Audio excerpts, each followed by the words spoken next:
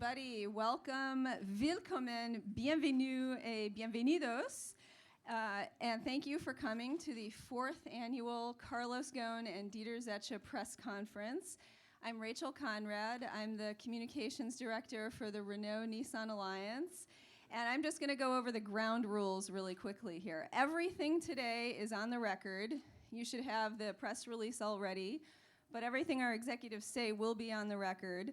I want to ask you to take questions in English only, please, and the answers will be in English just to maximize the number of people who have full comprehension of the answers.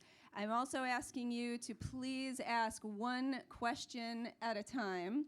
We have 2 hostesses, one on either side. Please make eye contact with them or me and my colleague Jörg Hova, who will select you for the questions.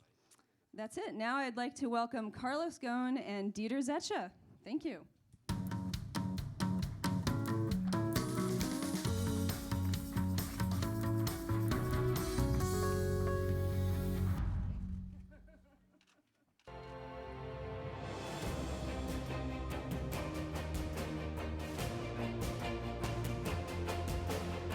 In 2010, Germany's premium car maker Daimler and the French-Japanese car group Renault-Nissan Alliance joined forces.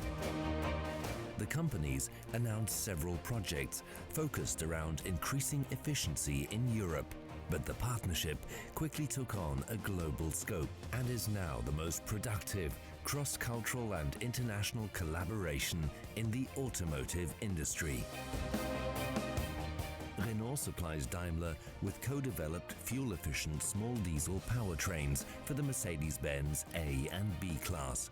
At the same time, Daimler adapted its 4-cylinder diesel engine and 7-speed automatic gearbox for the Infiniti Q50, which has been on sale since fall 2013. The first complete vehicle resulting from the cooperation is the Mercedes-Benz Citan, jointly developed and manufactured by Renault and on sale since 2012. In 2014, Daimler and Renault begin selling the next generation smart and Twingo city cars developed together on a shared platform. 2015 marks the debut of the Infiniti Q30, leveraging the Mercedes-Benz front-wheel drive architecture. Daimler and Renault are also working on a direct injection turbocharged small gasoline engine family. The first application of the engines are expected in vehicles from 2016 onwards.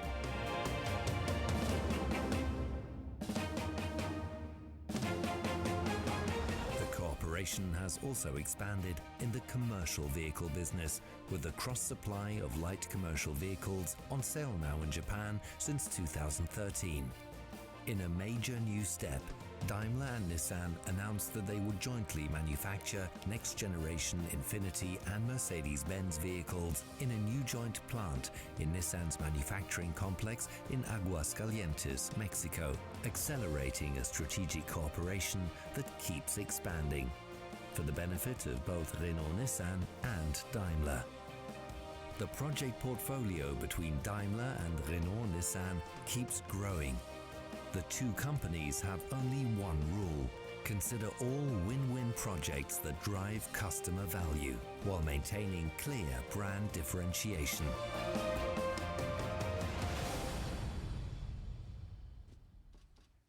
Ladies and gentlemen, good morning and welcome to our regular meeting. It's maybe hard for you, even for us, to believe, but this cross-cultural, cross-company relationship is now in its 5th year. It looks like it was yesterday. Today, Dieter and I want to update you on the progress we have made, progress that has really gone well beyond our initial expectations back in 2010. We launched this cooperation with 3 projects in Europe.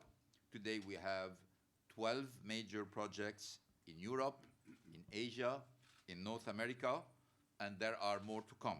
When you start a relationship like this, you always take some risk.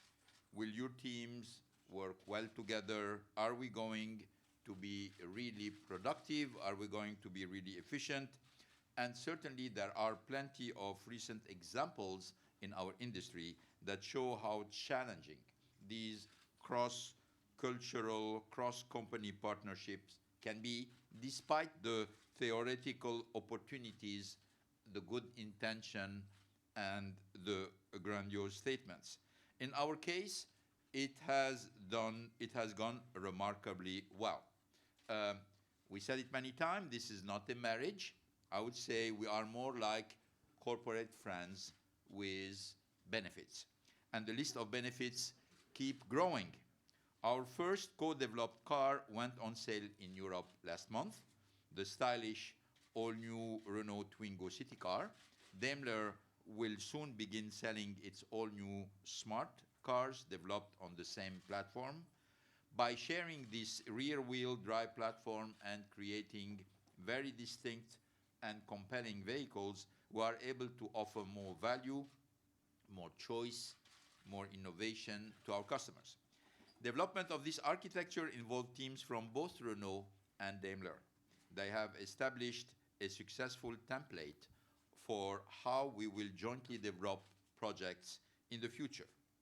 A few years ago, many of you questioned how we could differentiate designs of these small cars of the same shared platform and stay true to their respective brands. I think you'll agree we've done just that. The initial reviews of both cars have certainly been very positive.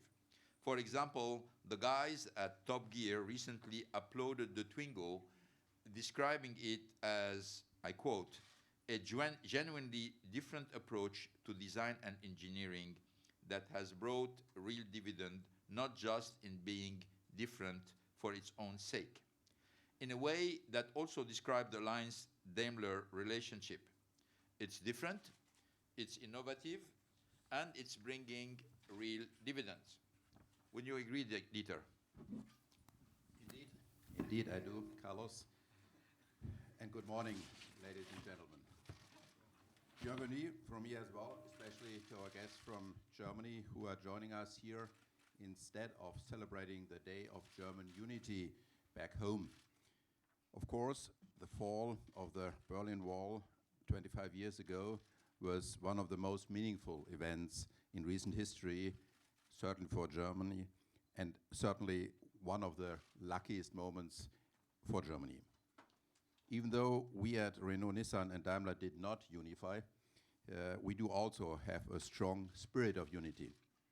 The press even attributes romantic feelings to our relationship. Carlos, can you imagine?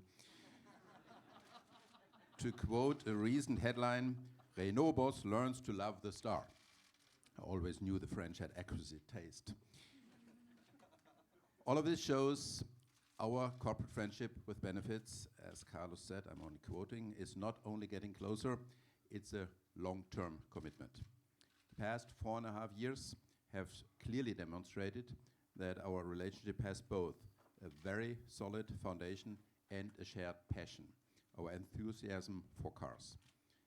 That is the engine of our cooperation and an engine running at full speed. You can see the results at the show here. Be sure to take a close look at the new Renault Twingo and our all-new Smart 42 and 44. These are the first vehicles we have fully developed together from scratch. They not only prove our business case, but significantly strengthen it. We've shown we can realize the benefits of shared investment and still preserve very distinct brand identities and characters. Forecasts predict the micro car market will grow by about 38% by 2020. With our new cars, we are very confident that we can gain a very substantial piece of this cake. Our smart cars will arrive in late November, just in time for holiday shopping, but I have to warn you, in spite of their unique measurements, they might not fit under a Christmas tree.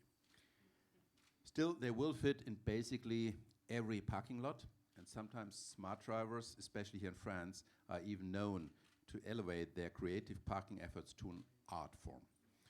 We see the same tremendous growth potential in our compact cars.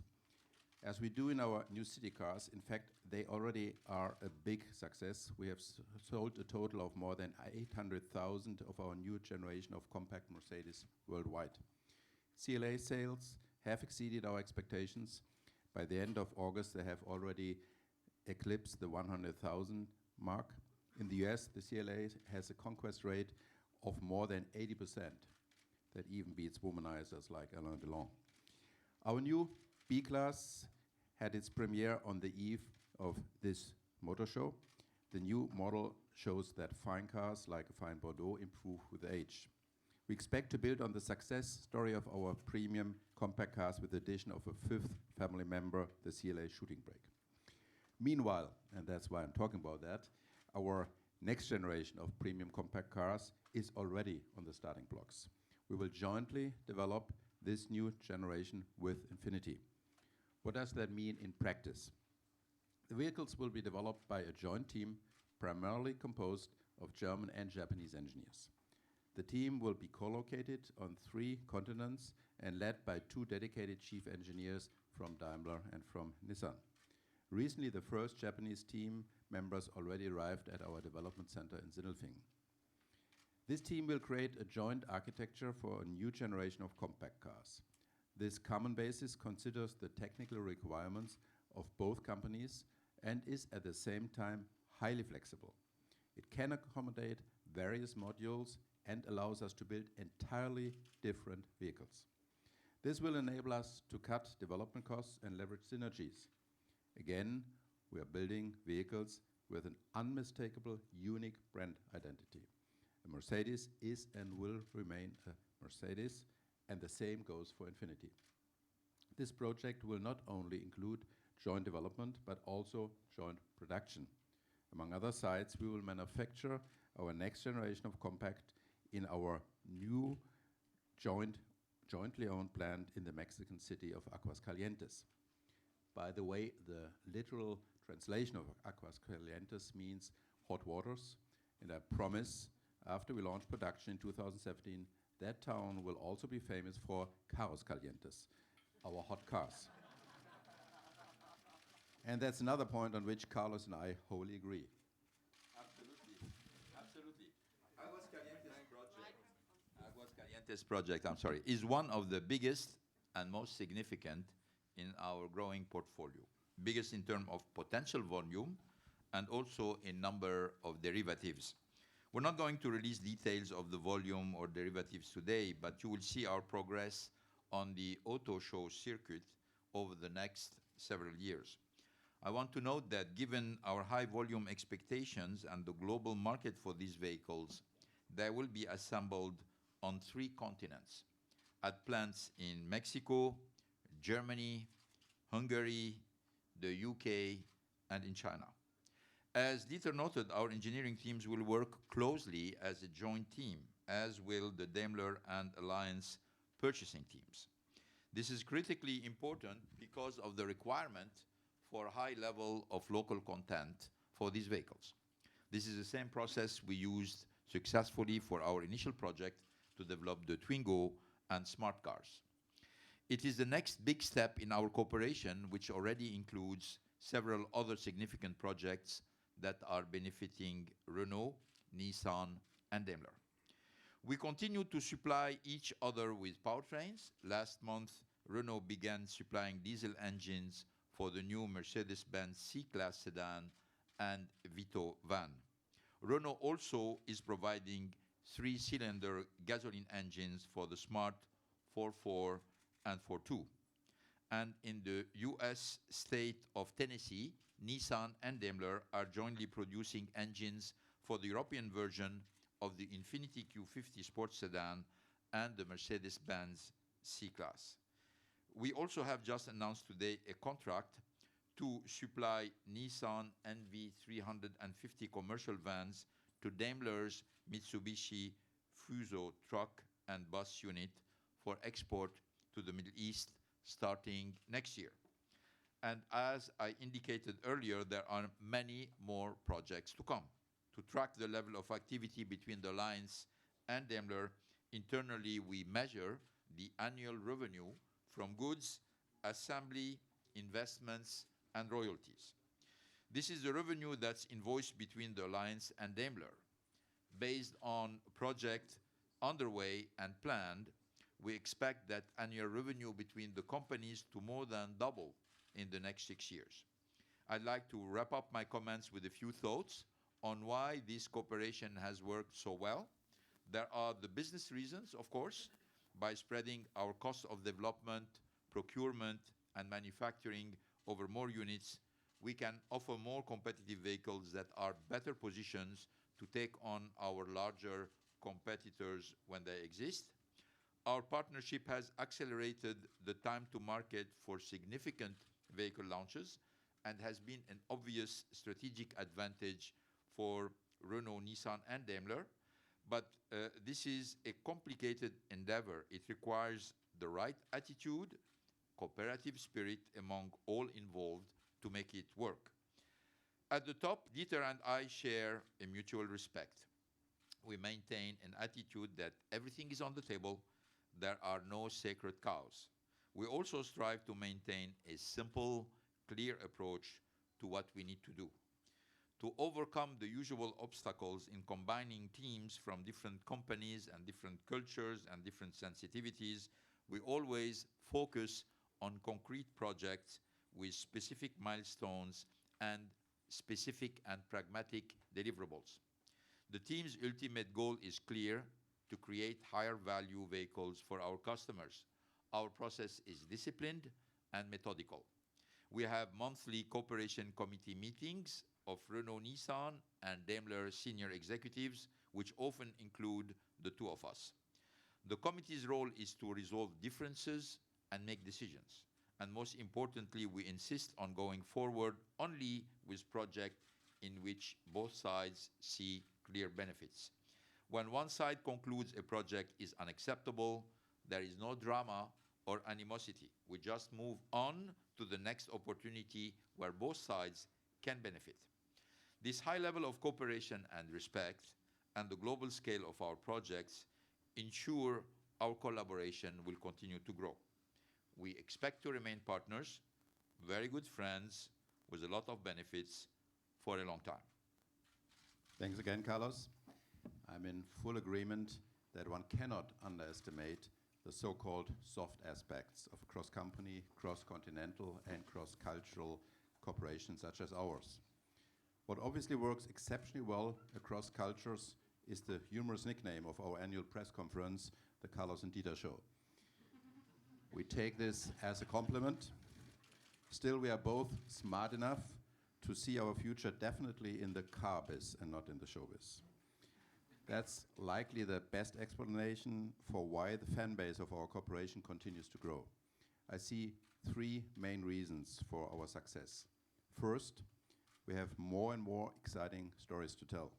Most importantly, we deliver to our promises. Step by step, we are bringing our ongoing projects to conclusion, from the exchange of components to the co-development of products, all the way to the commercialization of technologies like the future fuel cells. Second, there's no prima donna. Our teams are equals. It doesn't matter if an idea originates in Germany or in France or in Japan. The important thing is that it makes sense for all parties involved. And third, Renault, Nissan, and Daimler bring together 325 years of automotive expertise. This, along with the different perspectives of our people, result in an almost infinite source of ideas. Ladies and gentlemen, I trust in the past 50 minutes, Carlos and I got at least two take-home messages across.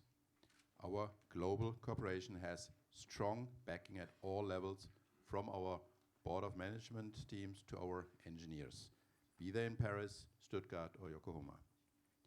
And probably most importantly, our cooperation has not just delivered as promised, but even more than expected. Carlos and I are more than confident in this cooperation. Many things are possible, and we can assure you that the results of our collaboration will continue to be exciting. Now we look forward to your questions. Thank you very much. I'm Jörg Hoven. When we start the question and answer session. There's already one who wants to begin, please.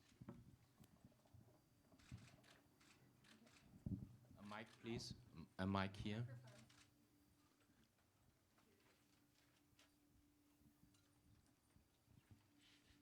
Thank you, Paul Eisenstein, from The Economist, the Detroit Bureau, and others. How much further can you go? What level do you see taking yourself, especially at a time of such dramatic change in the auto industry? And will you be looking to bring in the individual partners that each of you have separately? Dieter, for example, you have a relationship with Tesla. Do these people start coming in so that the circle becomes even bigger with the potential that they bring? Well, Paul, most recently our strategy teams have sit together and looked into the scope of both companies, of basically any automotive company, and try to discuss exactly that question. What are potential areas of cooperation and what are no potential areas of cooperation? Of course, there are some legal requirements which restrict the scope of our cooperation. And we did this exercise first, both of us on our own, and then we came together and looked at our sheets and compared them, and surprisingly or not surprisingly, they looked almost identical. So it was a very easy exercise to agree on a common scope which goes very close to our entire scope we deal with in our companies. And the areas where we think we should not look into for common activities are very limited, very small, and agreed upon. And that still means we will not start anything just to do something together, but only when we see clear benefits for 2 or 3 parties involved. And that has been the principle, continues to the principle, and therefore very much is possible for the future still. We have accomplished much more than at least I expected 4.5 years ago, but there's more to come. Well, if I can add something to what Dieter said, I think your question was, how much can we go? We don't know. We don't know because we're moving all the time. I must say that today I see more opportunity than I was seeing 2 years ago or 4 years ago.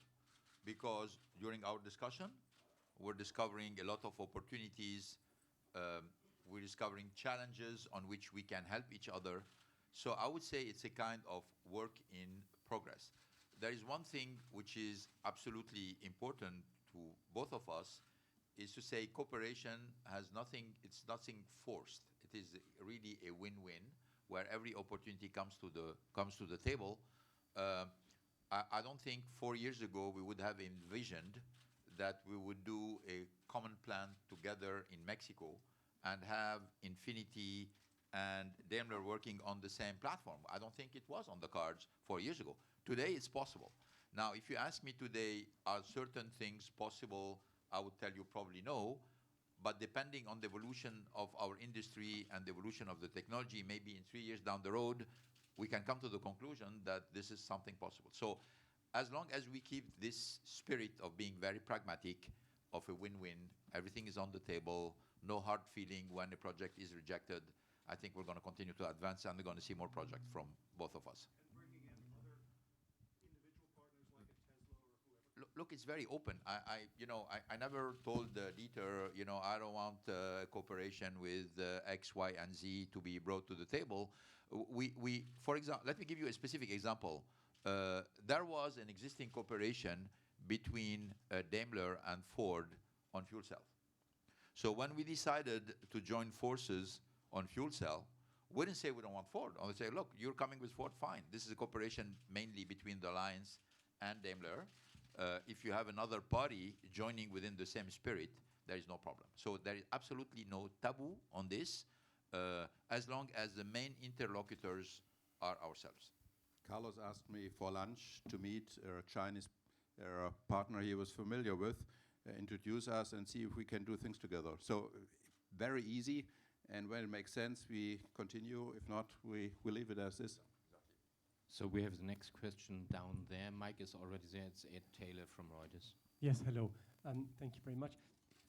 There has been in the alliance a stronger bond between Mercedes-Benz and Infiniti, but recently we've seen some executives from the Nissan and Infiniti side depart. How has this impacted the pace or the scope of ambitions of cooperation, if at all? And the second question is just, you mentioned the revenues would double between you two companies in the next 6 years. What is that revenue figure? Thanks very much.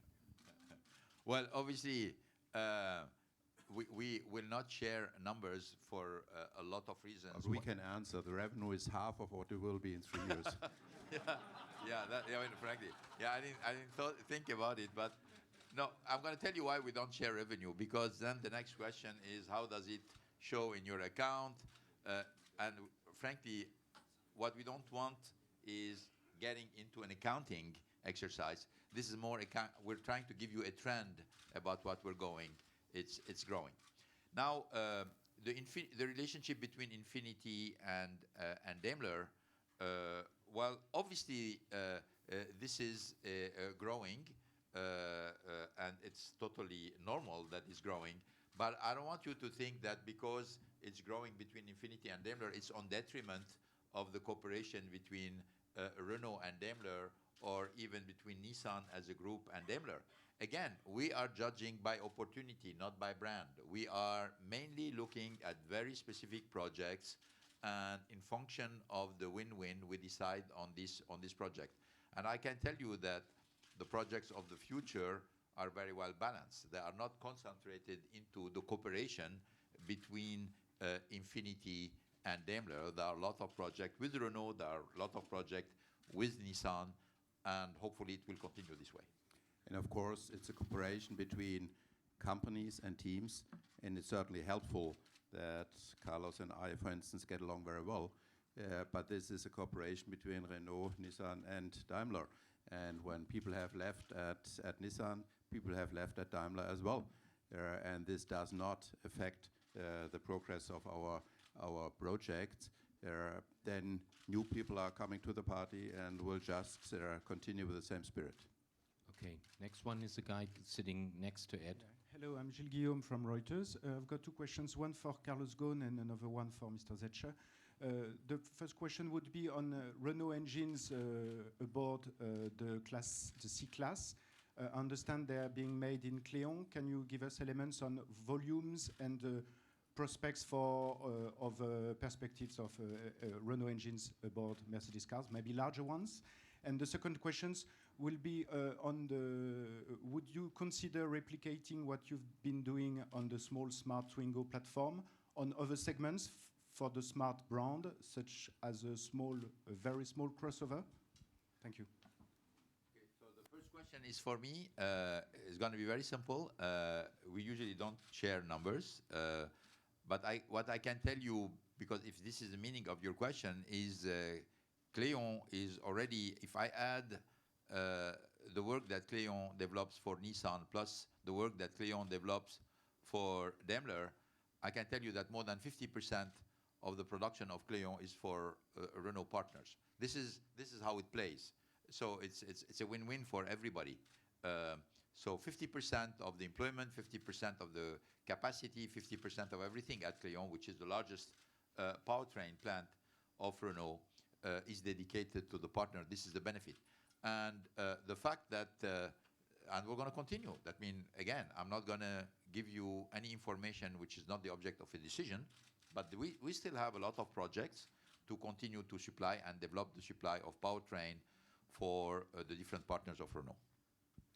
I was not supposed to answer to the first question, but I would only like to add that these engines are, as just confirmed, built in a Renault plant, but they are a mutual further development on the foundation of the Renault engine, which is now fulfilling all the specific requirements of Mercedes as well.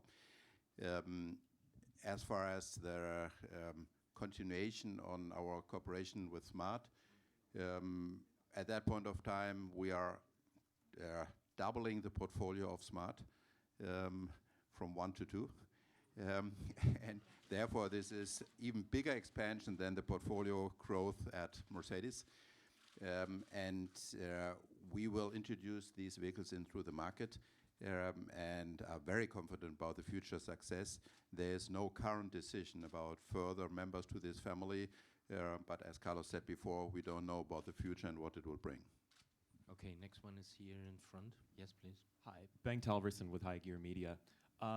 Why do the electric versions of the new Twingo and Smart use different battery technology? And can we expect more sharing of battery electric and plug-in hybrid components between the two companies in the near future? Actually, we use in the smart electric drive a motor which is Renault-based, so there is sharing, and of course this might grow.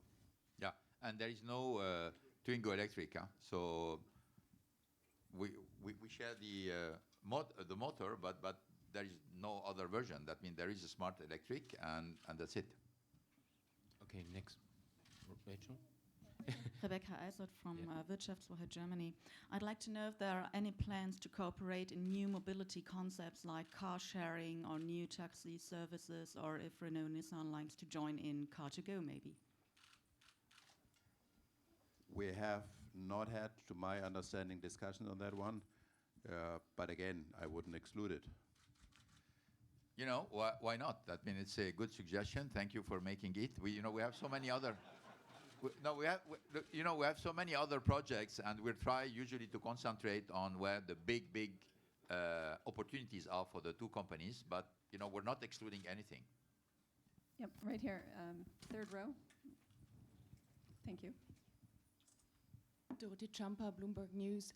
Mr. Ghosn, when you started the corporation, you said you were expecting cost savings of around 2 billion euros for each of you.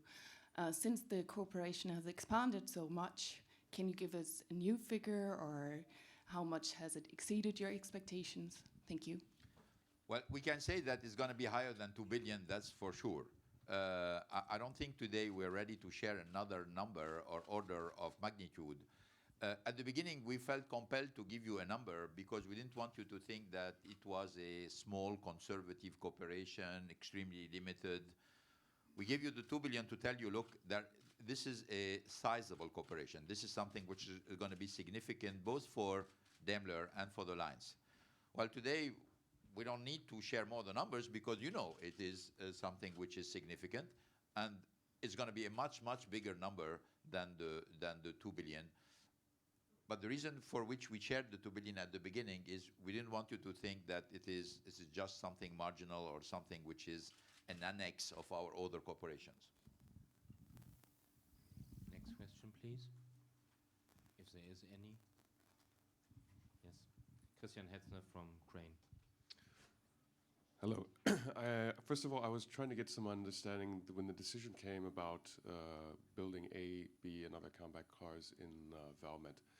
You would have thought initially that there would be a perfect opportunity to build some of these cars in France at Renault plants where capacity utilization is possibly not there where it could be. Why hasn't there been any Mercedes or other Daimler vehicles built so far in France? I think that's simple to answer. Valmet obviously has a history of building different vehicles for OEMs, and therefore their equipment is highly flexible and tuned to do that. Renault plants, Mercedes plants, Nissan plants are very much specialized for the vehicles which are supposed to build, and not ready to build any other vehicle just like that.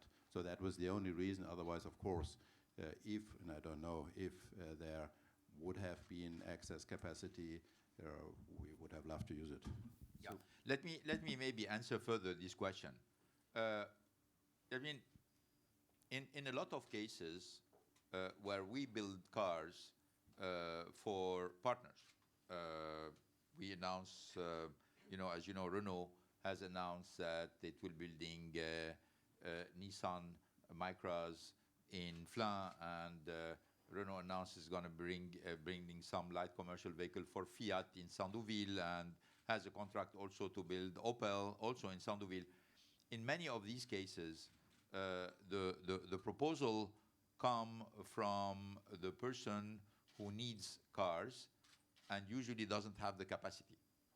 Okay? Which means that the choice is I have to invest to create new capacity, or I can find somebody who can build these cars for me. Usually that's the approach, which means that for us to concentrate our effort and to have some success, we need to look at who needs capacity, and for whom it may make a lot of sense that instead of investing more in additional capacity somewhere, you can have immediately capacity available in a way which is competitive. And we know that, and if it ever makes sense in the future, for the moment it doesn't make sense for any one of us, we will use eventually cross manufacturing, because that's what you're talking about. But I don't want you to think that this is something which we are obsessed with, or that is something that we are avoiding. It's business as usual. If it makes sense for both of us, we'll do it. And just since you said that this is a win-win cooperation for both of your partners, and clearly you're using that for the MFA vehicles at Mercedes, would you imagine that there would be a win-win solution where you could work together on rear-wheel drive architectures for larger Mercedes sedans? As I said before, when we looked into our total portfolio, of course, this was part of the consideration, and we did not see any roadblock not to investigate these possibilities. And we did studies, and so far we didn't come up with a feasible business case. If the result would be a different one, the outcome would be different. Very simple. Lindsay Chappell next. Thank you. When you announced the car development project for Aguascalientes this year, you also alluded to additional investments that you were making in componentry on other continents, and you just earlier referred to that again. I think you said components in China and Europe, Mexico and other places. Can you tell us more about what you're talking about there? What other incidental investments does the Aguascalientes project entail? Well, we have decided and meanwhile realized, as was mentioned before, a common engine production in Decatur, Tennessee. And this is a potential source of engines for Mexico. And we are just looking into the vertical integration, which we want to and have to accomplish in Mexico in order to be flexible about logistic streams of these vehicles from and to whatever places. And we are not finalized with these investigations, but that might include additional investment in components in Mexico or in NAFTA as well. Okay, next question. So in front here, please. The lady here in the front. Could you pass on the mic? Thanks. When is going to begin the construction of the Nissan Calientes new plant? Well, next year. Next year when?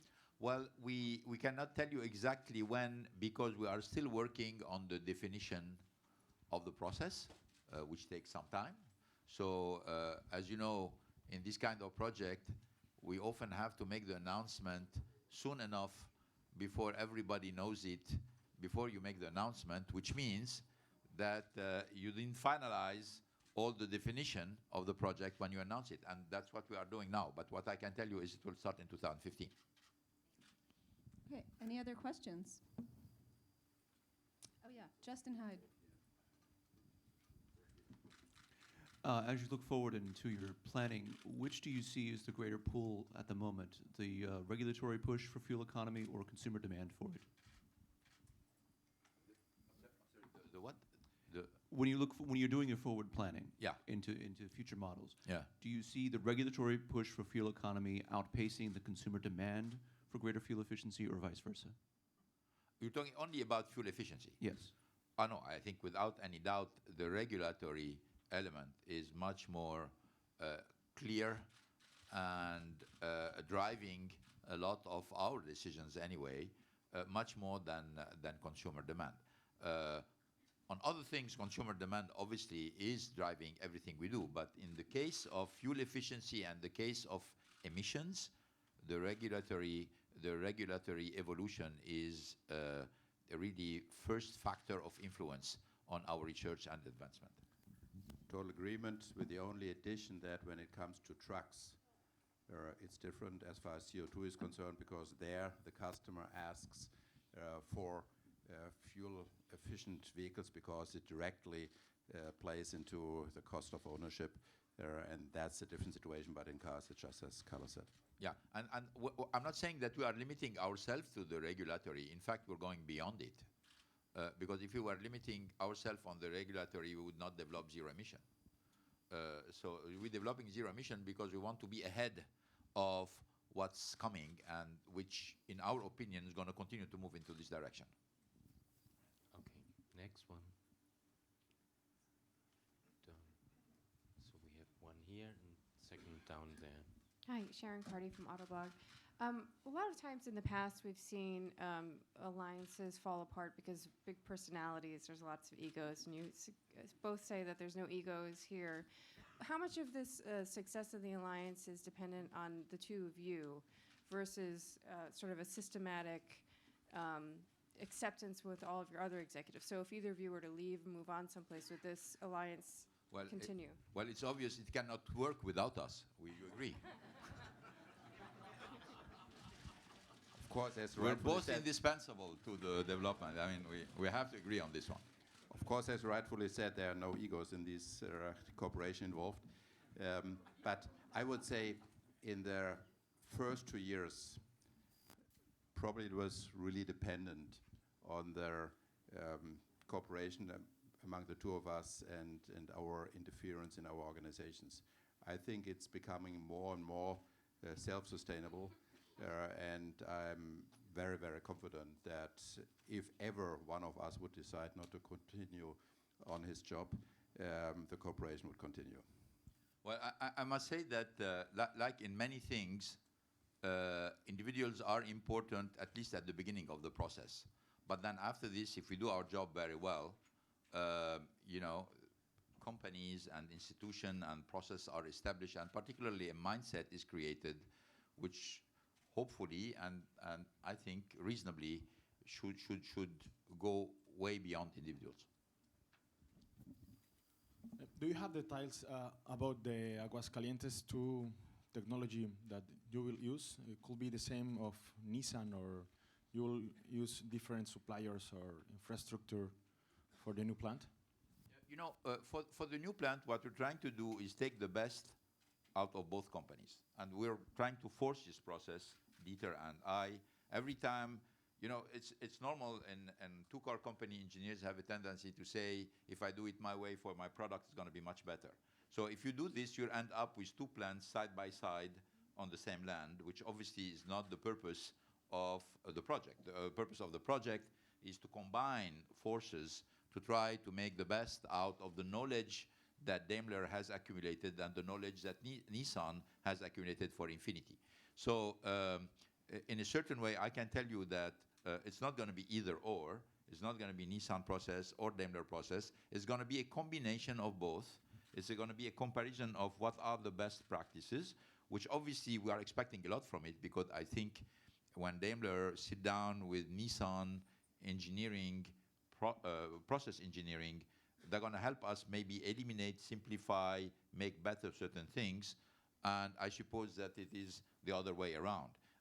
So we can benefit not only at the level of this plant, but we can benefit at the level of other plants about what we're learning from each other. But in this case, it's all new. Do you have another example with Daimler, Renault, Nissan similar, or is it really new, the Aguascalientes 2 cooperation? First of all, I can specifically confirm what Carlos just said, that we already by now are planning to integrate some of these new findings which we have together into our existing plants in Rastatt, in Kecskemét, and in China, in order to move the entire cooperation forward. Question about connectivity. From where we stand today, moving right through to full autonomous vehicles at some point in the future. Have you begun collaborating together on that? And could we get to a stage where you're using common systems, common suppliers, even common usage of the features? I mean, let me make one point. It was said that we started with 3 projects and that we are today already running 12 major projects together. And we said as well that the cooperation is not on its own sake. It's to serve a purpose to make all of our companies, the 3 companies, better companies. And therefore, we continue to believe that it's very, very important to stay focused and to make sure that every one of these projects we are agreeing to start will be a success. And therefore, certainly we find a number of areas where it probably would make sense to work together, and we might get there, but we want to prioritize and do what we do right. And therefore, again, we are both active in this field of autonomous driving, and I can very much foresee that someday we're sitting together and sharing things there, but step by step. Okay, next question's over there. One of your major competitors has just announced that it's ready to sell the first fuel cell, what seems to be the first fuel cell coming to the market. Does this bring a sense of urgency to your 2 companies to speed up what you're doing in this area, or it's just one project more?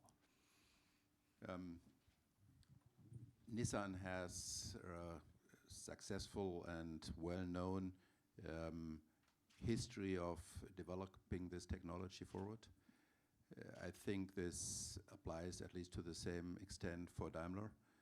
We have, as you know, 3 years ago, sent 3 vehicles around the globe with fuel cell technology working very well. So the issue is not at that point of time how to come up with a technology which satisfies customer needs. They are ready for the market as far as the usability of this driveline is concerned, and we have this technology together. The issue is how to drive costs down, and the issue is how to set up an environment in which you can operate these vehicles, which is mainly in hydrogen infrastructure. And there we do believe success lies in alliances, in joining forces. This is not something where you are first to market and you now can run away and sell hundreds of thousands of vehicles and the others look stupid that they can't do that. It's something where you have to cooperate to set the stage for this industry change altogether. And we are participating by developing the technology. We are on 3 continents working to get this infrastructure being built up. But whether you introduce the next stage, we have sold 200 of these vehicles, Nissan has, and whether Toyota now, I don't know, will sell 100 or 1,000 vehicles next year, does not move the needle. The important thing to get the whole process forward, and this is not that much a competitive issue, but an industry issue, and we are playing our part there. You know, if your remark is about technology, we're not worried because we're already developing a lot this technology. We know where we are. We feel good about it. We have benchmark at the level of the industry, so we're ready. The question is mass marketing. Well, when we look at the situation in which all the markets are today, we don't see how you can mass market fuel cells.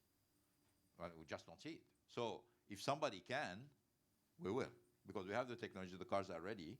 So I don't think we're going to be caught by surprise. We're still questioning about how you're going to mass market fuel cell cars. Because I mean, today the Alliance is the biggest producer and seller of electric cars. We're at more than 176,000. That's what the numbers start to be mass marketing numbers. We're not talking about selling 500 cars a year or 1,000 cars a year. And still one of the biggest obstacle in front of us is the infrastructure. And electric infrastructure is much more simple and common than fuel cell infrastructure. And this is the main obstacle. So I don't think we're going to be caught by surprise there because the technology is ready. The cars are ready. We're just, and we are cooperating. This is a cooperation between Daimler, the Alliance, and Ford also joining.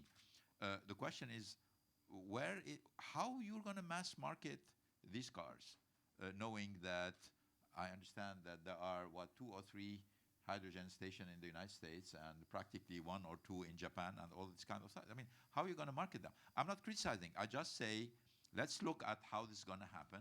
And if this happens, we're ready. Okay, is there one last question? No? Okay. So, Paul, do you want to ask one last question? One last question. Let me just ask you to pull together the issue. We've been talking a lot about fuel cells and autonomous and individual elements. As you look forward, how significant will it be for the alliance between the companies? Will green technology, powertrain technology become perhaps the most important thing you see going forward 5, 10 more years? Will autonomous driving, or will these both be, these brave new worlds, will they become as important to the alliance going forward as mass producing or jointly developing and producing small luxury vehicles? Let me give you the alliance point of view first. You're talking about 2 different sets of technology driven by completely different constituents. Everything which is around powertrain, emissions, fuel efficiency is driven by regulation. We said it.